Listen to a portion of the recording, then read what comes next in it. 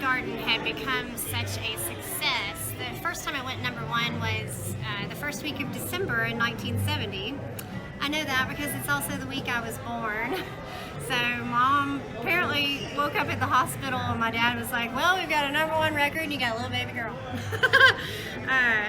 So I've always been really proud of December and Mom's #1. And then the next year in 71 was when all the award shows, the TV shows, the CMA awards, Rose Garden was everywhere. You couldn't turn the radio on without hearing it. By 1972, the Vietnam War was in full hilt, and the Marines had adopted Mom's song and used it in their recruitment posters.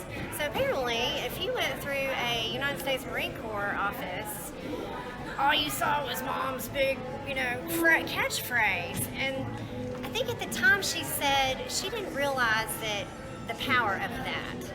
And she said that some of the shows, when she would go into Rose Garden, that a lot of the servicemen would stand. And she was seeing that part of it, but she didn't realize that there was an actual base in Vietnam, in Thailand, called the Rose Garden. And these guys had been recruited under that song. They got there at the base, which was in the middle of the jungle, in the pits of cobras. It was hotter than Hades. And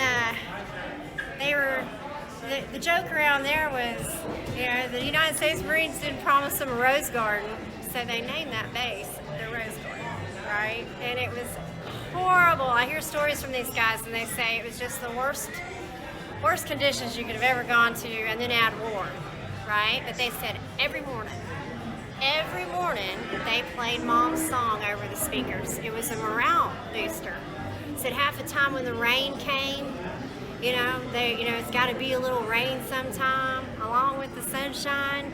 So these guys have a total affinity for Mom, which has been great for me. Now that I'm hooking up with them, they're coming to Nashville. They're going to help us celebrate her 50th anniversary of that song. And then 2 years later, in 2022, is their 50th anniversary. And we're going to Quantico. We're going to support them. So we feel like, Lynn Anderson, she's Rose's. She's a cowgirl. She also might be an adopted Marine.